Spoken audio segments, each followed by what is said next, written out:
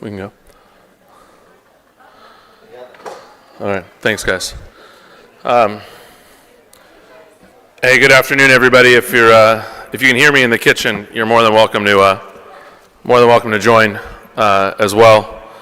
As you can see from the title of the talk, this may or may not be something I've been dealing with for the last several years.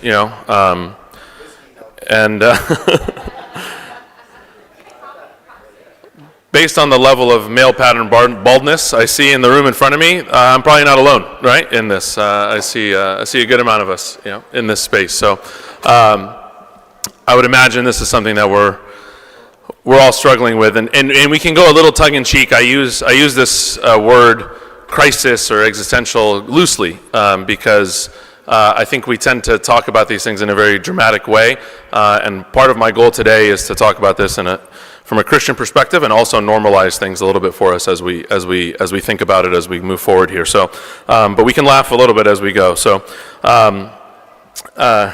this is how I laugh about it, to be honest, right? When I look at this, and if you happen to be past this, if you're older right now, thank you, Abby. If you feel like you're past your midlife, point, please give us your wisdom at the end of this. If you feel like you're younger in this room, then this is a good preview of what's to come, and we can talk about it. But I would say that, like, this is for us to laugh. It's never too early to start a midlife crisis, right? You may have heard the quote before from Carl Jung. I'll reference him a couple of times today, but famous psychologist.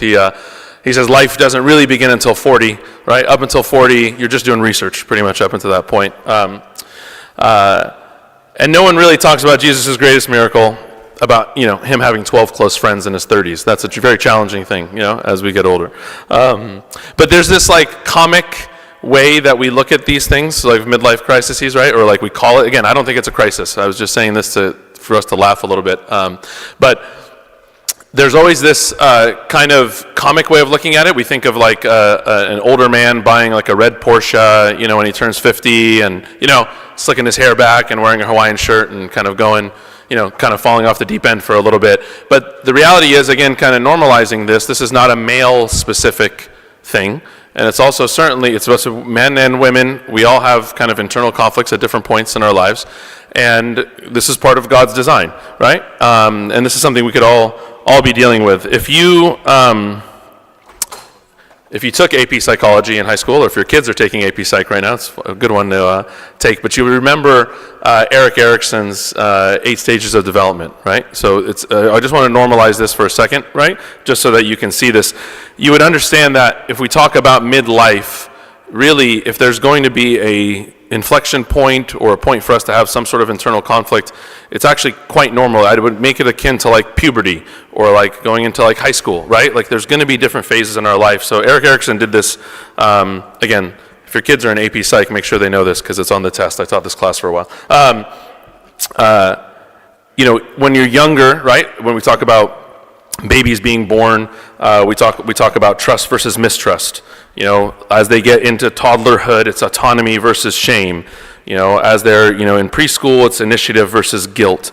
In those kind of pre-tween years, which I know many of us have some of those tweens right now as I look at this in this room, right, there's the conflict of industry versus inferiority, right? When they're trying to figure out identity, high school, college, it's identity versus role confusion. In that young adulthood, there's this intimacy versus isolation conflict. So that's a different talk, right? The pressures of getting married in a Coptic society. But many of us are at this generativity versus stagnation phase, right? Like 40 to 65 years old, this generativity versus stagnation. I'll reference the last one, integrity versus despair, later, but it's a good way to frame this for us to understand that at different points in our life, there's going to be some time where we're going to struggle a little bit internally, right? So instead of calling this like a crisis, right? Like I'm having an existential crisis, like no, this is just a point in my life where I'm going to be thinking about things a little, just like it was when I was in high school trying to figure out my identity, just like when I was going through puberty, just like when I was, lonely in my 20s figuring out what's next. Like being in middle age, that this is part of God's design. And in fact, some of that pain that we might be feeling, there's a certain medicine in that pain, right? There's medicine in that pain, and we'll talk about that through the lens through Christ's lens. And I failed to mention that the goal of this talk would be not for me to talk a lot, but to have a little bit of a book review. I brought some of the books with me, so we're going to go through 5 books. I'm missing one of them now. You may recognize the one on the bottom. It's the Bible. Spoiler alert.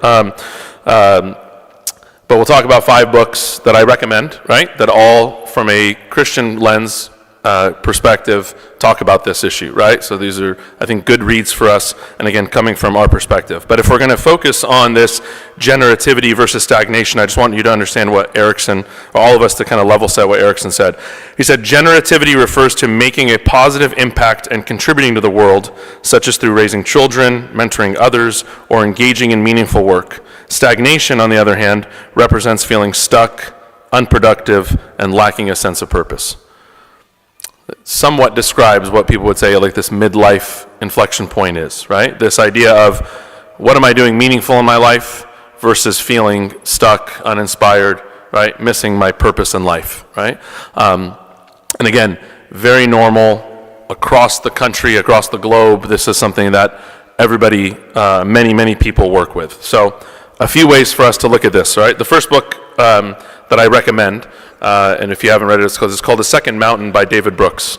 Again, this is coming from a Christian perspective. I think this is his top one right here. I think he does a really good job of telling a lot of stories in this book, but even just from the title itself, you would understand that many of us who at this inflection point deal with going through what we would call the first mountain in our life, right? Climbing that first mountain in our life, finding ourselves at the top of that mountain, and then feeling like maybe that wasn't as satisfying or as fulfilling as I thought it would be, right? So still having 30 plus years left in my life, what would be the next mountain for me to climb? What would be the next purpose? And he tells a lot of stories of people who had very, very successful careers in anything that they did, who then at this point, at this generativity versus stagnation phase in their life, almost pivoted their careers 180 into something else, right? Found themselves doing something completely different in the second half of their careers, in the second half of their lives, so they could find some purpose, looking for deeper meaning, looking for deeper meaning in that work.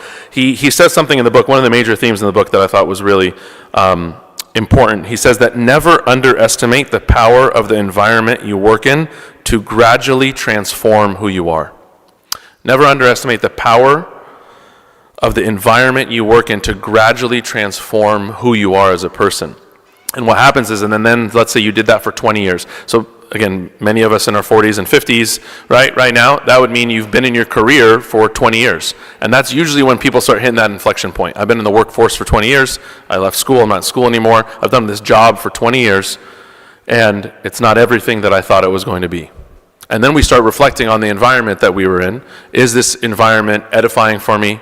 Is it aligning with my Christian values, right? Is it aligning with the purpose that I have in my life, this greater purpose I have in my life? And we start to question things, right? And I know this personally, by the way, I was joking at all this in the beginning, but this is 100% a confession, right? This is what I've been dealing with for 3 years, there's no doubt. But many of you, I've spoken to you about my experiences in my career, right? And getting a chance to go to the Olympics, getting a chance to win at the highest levels, and spending 20 years trying to get there. And then you get there, you do that, and then you start questioning, well, I climbed that mountain, that didn't feel so good, what's the next mountain? And the lesson is that, and this is straight from the author Brooks, the lesson is that the things we had thought were most important, achievement, affirmation, intelligence, are actually less important. And the things we had undervalued, heart and soul, are actually more important.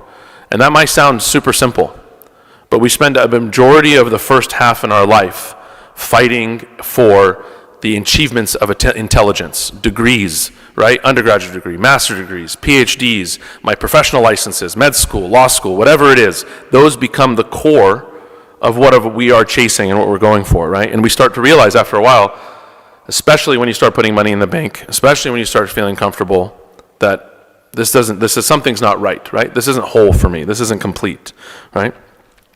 He says, I came to the conclusion that wonderful people are made, not born, that the people I admired had achieved an unfakeable inner virtue built slowly from specific moral and spiritual accomplishments. Right?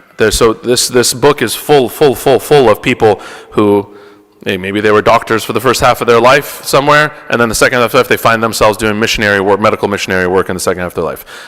Found themselves as accountants, doing other things in the first half, and then find themselves serving, completely pivoting and serving others, in that second mountain, that second half of their life. So, first book to recommend. And again, this will be quick because it's only 5 books, and then anybody has any other ones I missed that you want to recommend, or any of the people, past generativity and stagnation that want to give us some good advice, feel free. And if we want to commiserate, we'll have plenty of time to do that, okay? The second book is called The Purpose Path. This is actually written by a reverend that I met in Chicago. He's also a professor at Northwestern, at the Kellogg School of Management. And he lives this kind of hybrid lifestyle. He talks about, being a pastor, a reverend, right, working as a professor, and then also has like a consulting business and leadership. I had the honor of meeting him a little while ago and listening to one of his lectures, and he gave me a copy of his book, and I think God gave it to me at the exact right time. I don't have the book with me because I've probably, of all the books I've read in this inflection point in my life, this is the one I've recommended the most and given out to most people. So I was looking for it in my house yesterday, and for sure I gave it. They're all gone. All the copies are gone. What he talks about the most, the major theme in his book, and it's very scripture heavy. If you read this, there's a lot of scripture in this book. It's very scripture heavy. He talks about vocational courage. And what most of us lack, right, is this idea of having vocational courage, right? Being able to go out on a limb and having some courage to either change my career after having done it for 20 years, right? Being able to pivot away from my career at some point in it, or even having the courage to go a different direction than what I was told. Because many of us that come from immigrant culture, and we've talked about this before, any immigrant culture, right? Especially the brown ones, right? We talk a lot about, right, being a doctor, a lawyer, right, engineer, or you're a failure in your life, right? This is you got to go into one of those fields. And so the courage, right, takes a lot of courage for our youth. I talk to the youth about this a lot, right? The youth, especially the ones in college, when I'm talking to the college kids, for them to have the courage to major in something other than, one of those 3 things. For them to be able to kind of take their career into a different path. But having this vocational courage allows you to maybe then tackle that second mountain, right? Like without that courage, this is a very, very challenging thing. And this is why when I think God introduced this book to me in my life at this time, it really gave me the courage to walk away from my last job, right? Like it took a lot for me to walk away from that, right? You're walking away from the things we talk about in the first half of life. I had to walk away from money, walk away from prestige, walk away from status, walk away from things that may not feel like they're aligning for you, that environment that's changing you in that first half of your life, and then moving into that second half of life. It's going to take some courage to do that. And part of how you gain this vocational courage is asking yourself, what is success?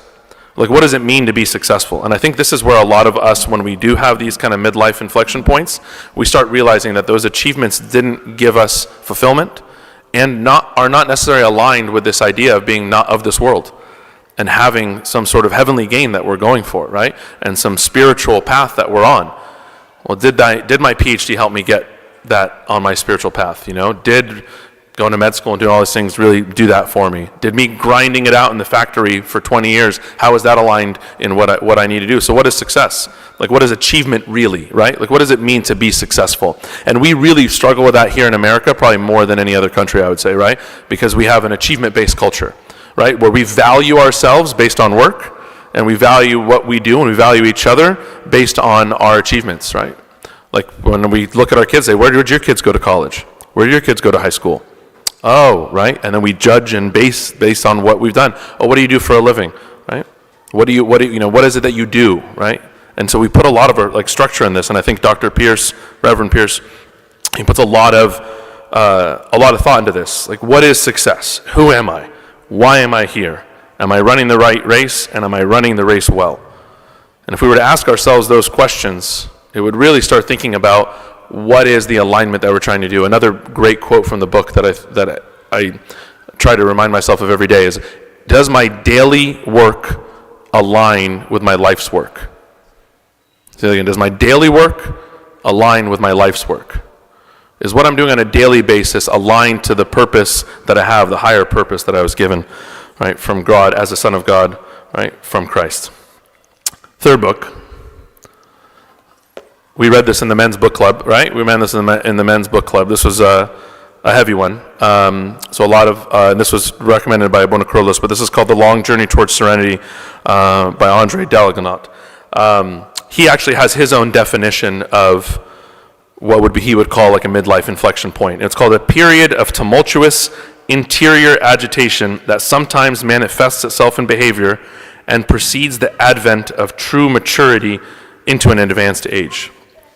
So he makes the point almost immediately, right, that without having this inflection point and without having some sort of midlife point to think about these things, that I wouldn't be able to advance into maturity. I wouldn't be able to get into my advanced age without some of this. So we'll start talking a little bit about what is necessary suffering, right? Like some necessary suffering that we all have to go through. He also mentions in the book that all maturation passes through humiliations, that without some sort of humiliation, without some sort of suffering along the way, that this would not happen. Abuna Kurlis also likes to remind me often that the fastest way to humility is through humiliation. It's always something to remember, right? The fastest way to humility is through humiliation, right? And so he talks about this first half of life, right? The author here talks about the first half of life that we spend, because we spend it so much focused on career, so much focused on building that life, right? So much focused on building my degrees and all those things, that you're spending a lot of time building up your false self. You're spending a significant amount of time building up a personhood and an image of something that's not necessarily your authentic self.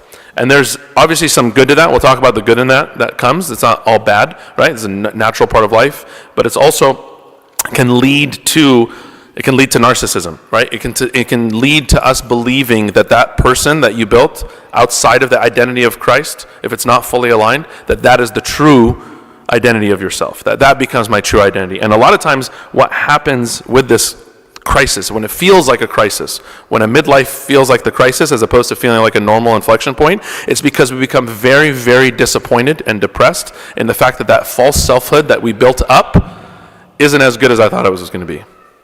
And that you no longer have full control over who that person is and what that person does and what they're capable of doing. That becomes very, very challenging for us, right?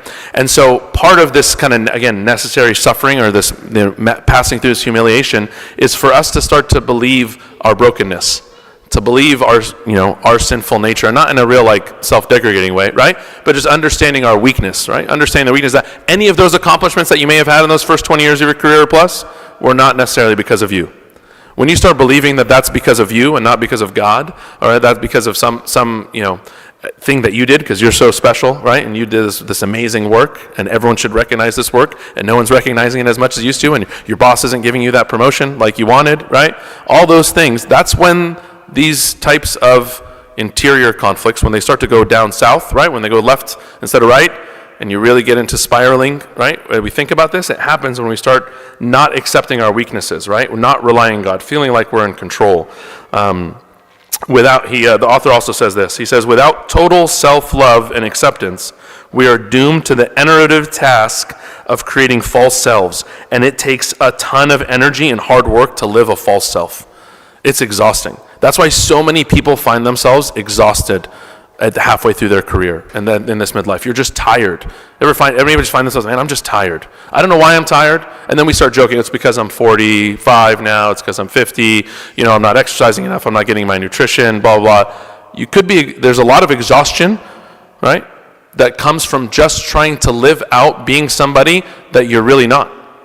If you're consistently building up and wanting to be this false self of myself, it's exhausting. It's a lot of work, right, to get to that point. Anyway, if you can bear it, that's book number 3. Okay, book number 4, and I've read this one now a few times. If you're on Spotify Premium, it's on a lot of Father Richard Rohr's work is on audiobook there. You can get it. You can listen to it as part of it. Those of you who are fancy enough to have a premium account on Spotify. But this is called. The book is called Falling Upward. It's a spirituality for the two halves of life. He's a very famous author, writer, speaker, but But Father Richard Rohr, and he's a Franciscan priest, right? He's a Franciscan priest, comes from that line of order. Really, I think where this book hit me is he really did a good job of understanding the value of the first half of life, right? That these first two halves so we're talking about the two halves of spirituality in your life, that knowing that if there wasn't that first half of life spirituality, you would have a hard time getting to that second half of life spirituality, right? That there's a lot of value in that. We talk about this when we're talking about like developing young children, right? In that first, and a few tons came to me today watching us wrestle with the kids in church, all day, right? During the liturgy, right? Not paying attention, not knowing what to do. We're always kind of like wrestling these kids to do this. It's challenging for us to talk to young people or to raise young people in a developmental arc in a sort of gray way, where we're talking about this kind of like second half of life stuff, right? First half, we have to really think about them in their first half of life, right? Things have to be black and white. No, like when you're in church, you're going to stand up like this, right? When we're thinking about things that you're struggling with from a sinful or temptation standpoint, we have to look at things from a black and white standpoint. But there will come a point in their life as they develop, that sort of thinking and that sort of black and white thinking won't be enough, right? They're going to go through that point where it's just, okay, you gave me a bunch of rules when I was a kid and I followed all those rules, but those rules don't make sense to me anymore. And when those rules stop making sense, that's when we really need to be with them, with the youth, and explaining to them what the second half of life looks like. And it was hard for me to understand this until a lot of these books, a lot of the teachings of our spiritual fathers got to us. It got to me to understand that. Father Richard Rohr talks about this necessary suffering. So what happens is, if in this second half of life, as we're getting to this, if you don't get to some point of necessary suffering, or some level of suffering, it's going to be hard for you to transition to that, right? So the book before, right, Father Dalagat talks about, having to go through some humiliation. But also what happens in the middle point of your life is that at some point you're going to deal with some heartbreak. A family member is going to pass away. One of your parents is going to pass away. Somebody close to you is going to pass away.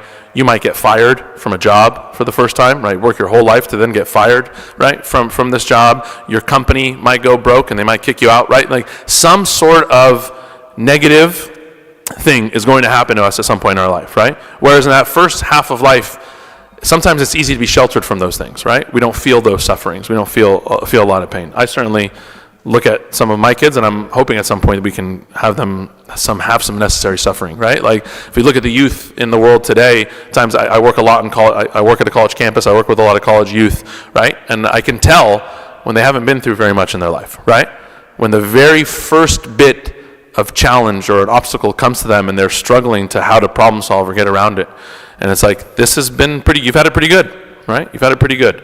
So yeah, finals are going to be hard, right? Not getting playing time for your coach, it's going to be hard, right? Not getting along with your roommate, yeah, that's tough, right? For the first time, we're going to deal with some conflict, right? And so when we get into adulthood, again, and Father Richard Rohr talks about this necessary suffering is absolutely critical in us advancing in our spiritual path, right? It's very challenging to get to that next level of spirituality, of our relationship, without some of that necessary suffering. He talks a lot about almost every one of Jesus' parables in the Bible. Almost every single parable in the Bible, when he talks about this, it starts with a possession, then goes with a loss of that possession, and then a regaining of that possession. That's basically the story arc of every one of the parables that Jesus told, right? The prodigal son. I had something, I lost it, I regained it, now, right, I'm back in my Father's good grace, right? And almost if you were even to go outside of the Bible, and he talks about this in the book, almost every movie or fairy tale or story you watch is like the hero living at home, right? Not appreciating what he has at home, then like leaving home to fight the good fight, and then coming back to his home again as the hero, right? To understand what he had it all along. And for a lot of us, that's our spiritual journey, right? We grew up in the churches, especially those of us who weren't converted, who didn't have the blessing of being a convert, being born into a church and then being forced to go to that church since you were a kid, right? And then go there for 40 years of your life, and then trying to understand why that was the case, right? A lot of times it's that leaving, losing it, and coming back that can get us into that second half of life. He talks about the necessary suffering of St. Paul on the road to Damascus. That was suffering, right? On the road to Damascus, that's God appearing kicking you off your horse, right? Getting in your face and saying, you're going to suffer a little bit for this, and you're going to face and bear the guilt of what you had done in the first half of your life, but you have a chance to redeem yourself in the second half of your life, right? You have this chance to live a redemptive life in the second half here. If you have forgiven yourself for being imperfect and falling, you can now do it for just about everybody else. If you have not done it for yourself, I'm afraid you will likely pass on your sadness, absurdity, judgment, and futility to others. And so this is why we have so many of us who really struggle with mental health and things in the second half of our life, right? Who, if we can't get past this midlife crisis, again, not crisis, this inflection point, if we can't get past it, hurt people, right? We're still thinking about those things. We're still thinking about those things in the first half of our life. We haven't gotten over it. We haven't accepted our brokenness like we mentioned in one of the first books that we talked about. I think it's an easy read, right? It's another way for us to get our heads around this. I'll move on. But I'd like to thank our sponsor, Orgain, for my midlife inflection point in the middle of this talk. Certainly has helped me get through my midlife physical issues that I have to have along the way. But the last book I'll describe is the book of Ecclesiastes. Pound for pound, this is the most powerful book in the Old Testament for me. Maybe Proverbs, but written by the same guy, right? So it's not very long. If you haven't read the book of Ecclesiastes, or if you read it once and it kind of flew through it, you could maybe read the whole thing in an hour, hour and a half. It doesn't take long. But the amount of wisdom that King Solomon provides in Ecclesiastes is tremendous. And you got to remember, King Solomon wrote 3 books in the Old Testament, right? He wrote Song of Songs in his youth, wrote Proverbs around his adulthood. Let's call that midlife, right? And later in his later adult, he wrote Ecclesiastes. So that means for King Solomon, I would say he wasn't necessarily at that stagnation point in his life. He was at an integrity versus despair. That's kind of your final stage of life. And those of us who had aging parents or parents who have passed away, that was certainly something I noticed a lot of with especially with my father, right? As he was getting in the last year or so of his life, right? This integrity versus despair. Did I live a good life? Was it worth it, right? Or am I going to feel this despair lay in my life like I haven't done enough, haven't given back enough? And I believe, not to psychoanalyze King Solomon here, right? But that was the stage that he was going through, right? Using that when he was writing Ecclesiastes. And again, incredibly powerful. And everybody can kind of remember some of the most famous verses, even in pop culture, pop songs, come from Ecclesiastes, right?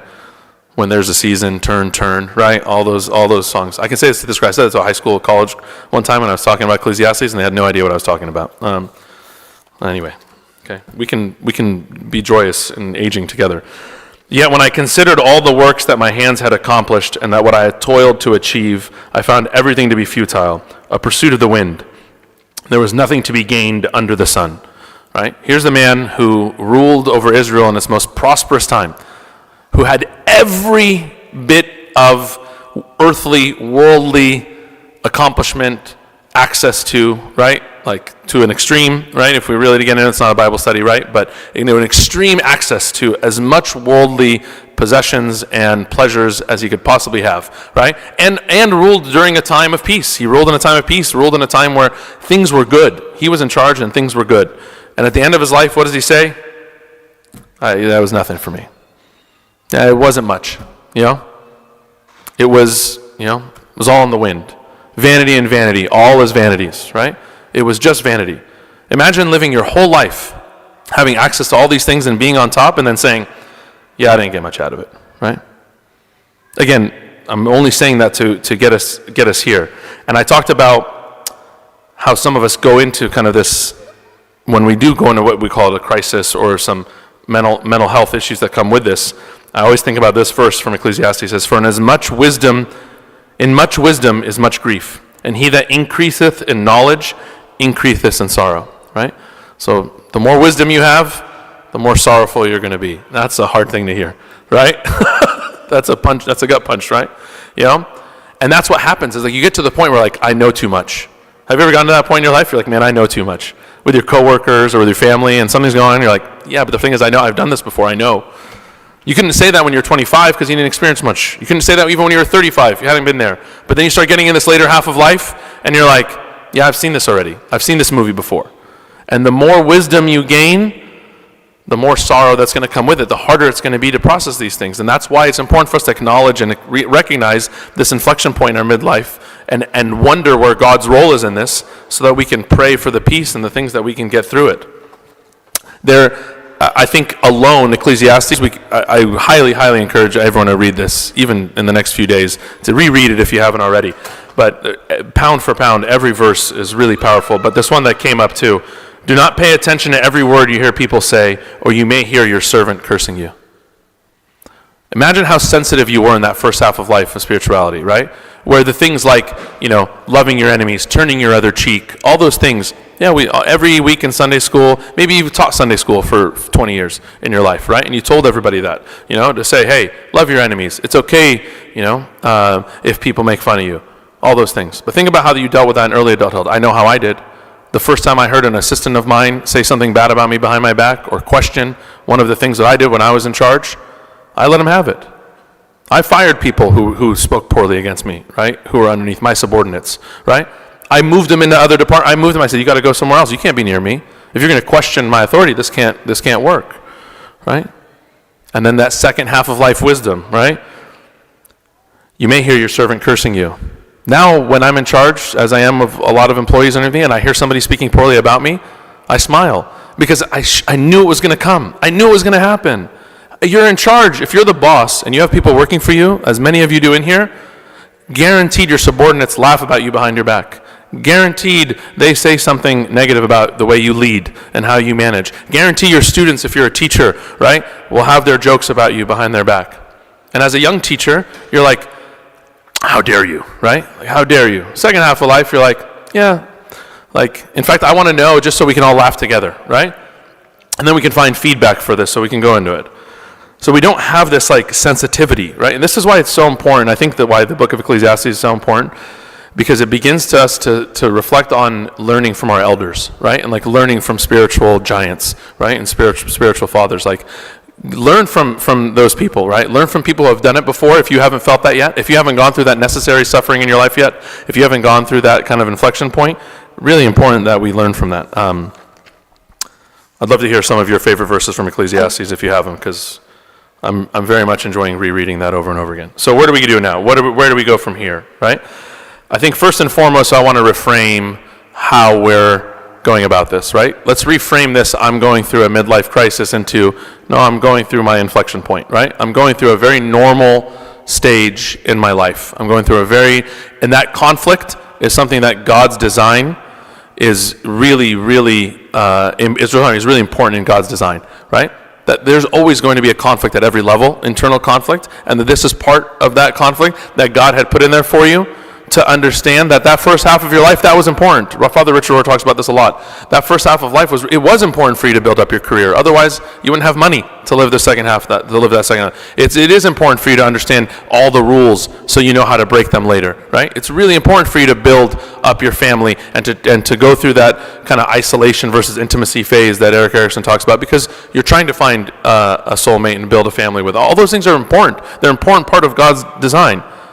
But now that we're in this internal conflict, that's a normal thing. Reframe it, right? It's important to have community around those things. It's important. Remember what Dr. Pierce said about vocational courage. Regret is a huge part of this kind of midlife inflection point. And I think I've referenced this study before. There was something called the Great American Regret Project, where they studied regret over a longitudinal study studying regret over a few decades. And the number one regret that people always had, if you were going to use kind of like macro describers of the data, was that it was a regret of inaction versus regret of action. That most people's regret in life was, I wish I would have taken that job. I wish I would have talked to that woman when I really wanted to talk to that woman. I really wish I would have majored in that in college instead of majoring what I majored in, right? I really wish I would have just taken that risk and gone this way. And so it's the regret of inaction versus the regret of action, right? Because any action, even in failure, we learn, right? There are things we learn. We benefit from that. But it's very hard for us to process when there was some inaction that we didn't take, right? This is why mentoring, spiritual guidance, like I said, learning from elders, people who have been there before, right, who can help us, right, through these things. Community is important. When we talked about this book in the men's book club, the one night, sometimes, the men's book club can feel, like we're saying some of the same things sometimes, but I can tell you one of the most powerful moments I ever had with a group of men in the same thing was that when we were discussing this book, right? And one time in that community, feeling some community around shared experiences, that's important. So that's what the church can provide for us, is communities where we can build together, right? Things that we can learn from each other. And if you need professional support, that's okay. I put this one up for young people all the time. It's okay to have Jesus and a therapist too, right? Like, it's okay. If that's needed, if professional help's needed, we also have to destigmatize this as well. We have to talk, and I'm very proud of the clergy, especially of this generation, who have come out and said this a lot, right? We hear this a lot more now from the priests of this day than before, right? We grew up with maybe in a culture that said that seeking professional help in the mental health space was haram, or that wasn't right, or have you tried praying? I know you feel depressed, really depressed, but have you tried praying, Have you tried, right? Like, just kind of bypassing some of the work that needs to be done. Sometimes we need both, right? And I would argue that we all need both, right? There's ways for us to combine these. And in fact, if you want a Christian therapist who practices, professional mental health, but also is coming from a faith-based background, that's available. It's all there, right? Those people are there. It's okay to have Jesus and a therapist too. Because our prayer and our solitude as we think about this is we do need some alone time in this. Another one of the authors of the books I mentioned says this, that we have, especially this day and age, something called solitary deprivation. We're never alone. Have you heard this before, right? Like this solitary deprivation. Like, we're not alone very much, especially with our phones. I don't know, what am I on, 30 minutes so far right now? I haven't touched my phone, right? I'm starting to get the shakes, right? Like, this is what happens, right? We haven't spent much time alone. So can we spend some time alone, right, in solitude, in prayer, thinking about these things? Because inevitably, what we want to get to is what St. Paul describes in Ephesians. You are taught, with regard to your former way of life, to put off your old self, which is being corrupted by its deceitful desires, to be made new in the attitude of your minds, and to put on the new self, created to be like God in true righteousness and holiness, right?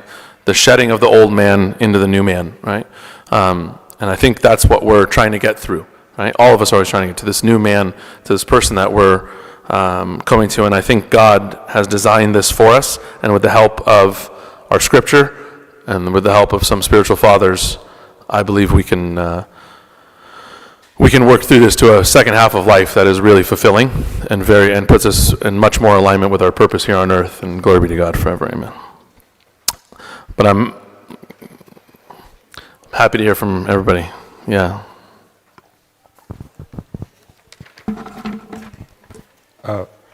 Can I share some Ecclesiastes? Please, that's what I wanted. Yeah.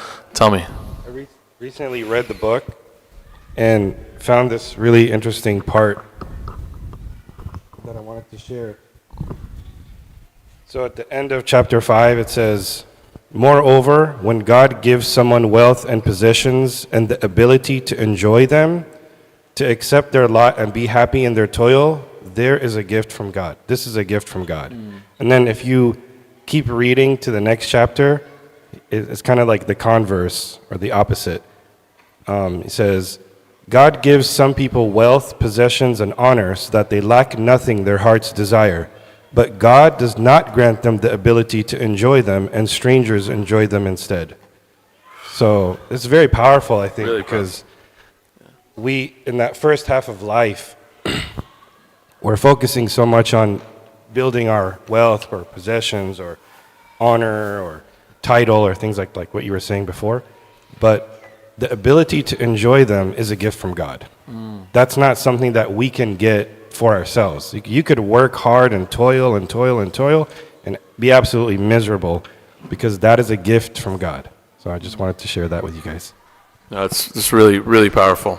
If anybody else has got more Ecclesiastes, that's all really good stuff. It does remind me of a quote I've used a few times, but the way you said that, Coach Tony Bennett, he's the head coach, basketball coach at University of Virginia. I've used this in the past. He just resigned, right? His father was a pastor in a church, grew up as a PK, pastor's kid. And he said, his dad used to say this quote all the time. He said, "Because I know what truly matters, I can enjoy what seems to matter. Like, because I know what truly matters, I can enjoy what seems to matter, right? And there's a much deeper way of saying that, the way King Solomon says it, right, in Ecclesiastes. But it also helps alleviate some of the shame and guilt that we have from, like, we shouldn't feel guilty for having, right, some of the things that we've earned in our life, right? We shouldn't feel shame around that. And a lot of people in the second half of life will feel that, right? So you're spending a lot of time in this kind of midlife crisis of, like, being ashamed of, these things you've done. There's nothing wrong with that, right? There's nothing wrong inherently with success. There's nothing wrong, right, with building these things up, right? So now it's a matter of how does God using it as an instrument in my life, is what you're saying. So I appreciate that, Joe. Yeah. Thank you, John. One other book about someone who went from the corporate world into completely different kind of world. Tom Vazo, who was he was VP of something at Aramark. At the peak of his career, he was very, very successful, and he left that just after a visit to Chinatown, Homeboy Industries. He became the CEO and at that point, they had to fire hundreds of people, and they were not doing well, so they needed someone at that point. He's the one that's taking it to the next 15 years or so. Yeah.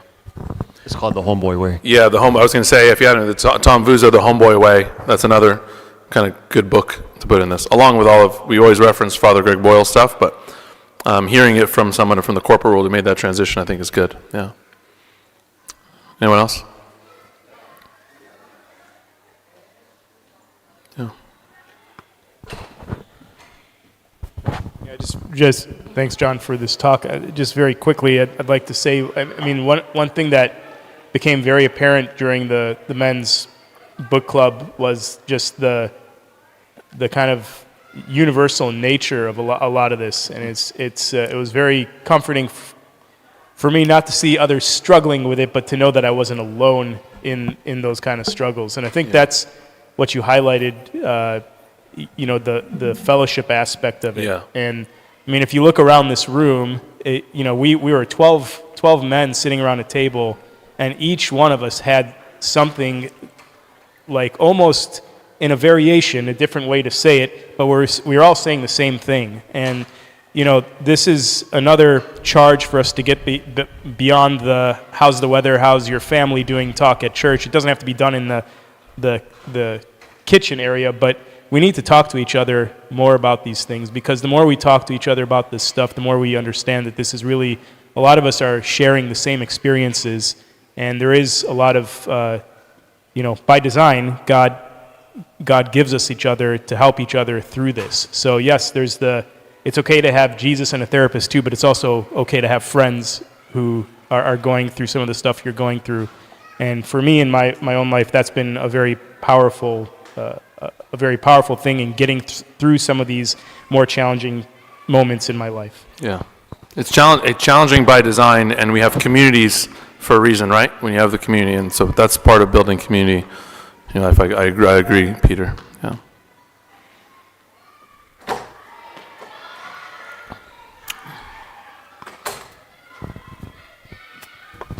Hi. Yeah. I'm Jerry. Nice to meet everybody. Nice. Jerry?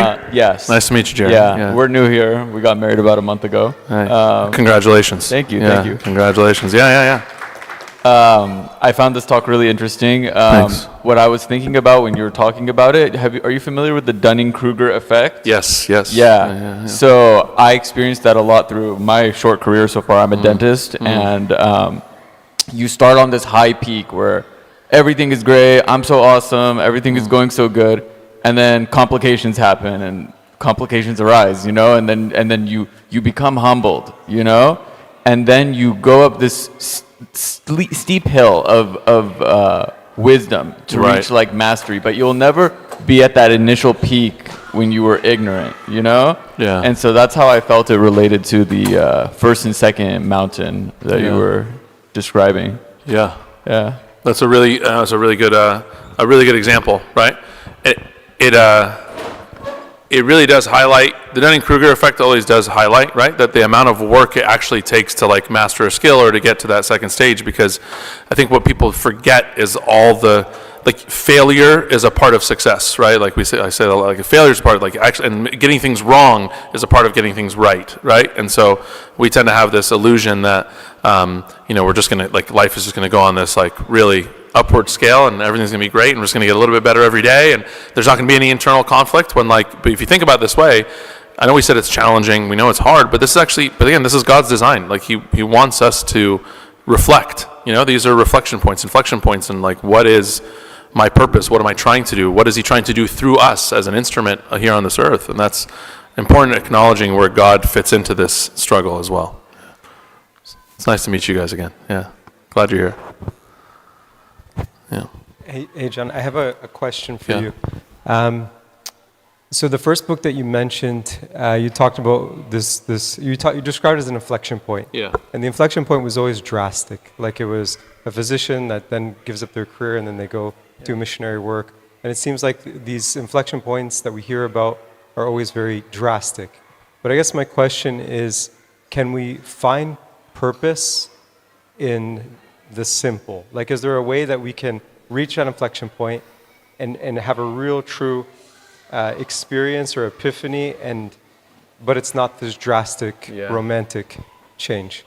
Yeah, that's a really nuanced and powerful point, though, right? Is that, like, I think we use those stories because they're very, like, they're good stories to tell, right? Like St. Paul on the road to Damascus, right? Like, that's dramatic, right? Like, so that's going to be, hearing the parable of the prodigal son, it's dramatic. It's a good story, right? It's compelling for us to understand this, hearing about the person who sold all their possessions, to follow God. Yeah, those are, it's very interesting to hear those stories. But you're right. Like, I don't think all of that is required. So I think a lot of this can happen, and again, you would all know better than as well as I do, or better than I do, that it would be a shift in mentality, right? A shift in approach in exactly what you were doing already that could help align your daily work with, like Reverend Pierce says, right? Like, aligning your daily work with your life's work. There's a way to do that doesn't necessarily require you to, like, quit your job or, again, sell all your possessions. That was required of the story in Mark, right? It was required, what Jesus felt like was required of that man, sell all your goods and go,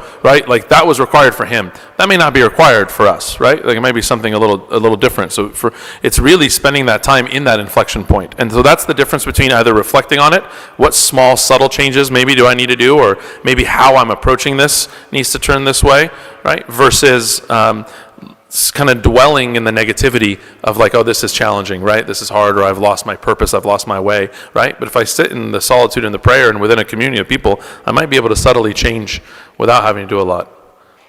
I mean, that would be my best answer on that, Yeah. Can I add to that? Yeah. I kind of talked about this last week when I think it, like what you said, it's a shift of mentality. Yeah. It comes down to, how do we see our purpose and meaning of life? Is it this grandiose, like, huge center stage? Yeah. If the center stage is our ego, ourself, then we think very highly that we have to do great things in life. Yeah. But if we put ourselves and take us as the masters away, and we put the will of God, the master of Christ, in the center, what is he asking us to do? It is the everyday life. It is the chores. It is the taking care of the kids. It is the dishwashing, right? It is doing the laundry. It is the everyday monotonous jobs. That is what we are asked to do. But we don't see it this way because it's not focused on self, right? Yeah. The ego gets in the way. We don't see these things as big things. But the moment we kind of distract ourselves from that and say, no, it's not about me. If I'm living a life of sacrifice, if I'm living a life of dying daily, that what I'm doing is not about me, then I think our mentality can start to shift. When we're serving not the master of self. I think that's the difficulty that's in the way, right? That's the obstacle. Yeah. No, I think it's well put. And I think it also works in our career too. The mundane things at home, for sure. That's a very powerful point. But you can also, when we talk about the second half of life, you don't have to quit your job, right?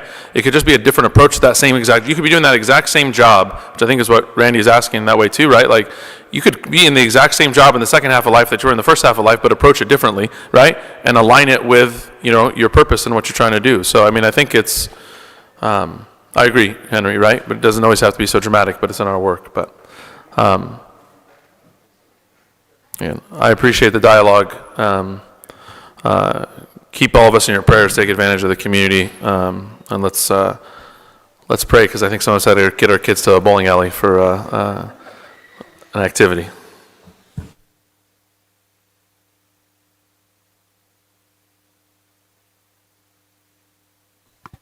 Through the intercessions of ever Virgin Theotokos, Mother of God, Saint Mary, Archangel Michael, Saint John the Baptist, Saint John the Beloved, Saint Peter, Saint Paul Chrolus,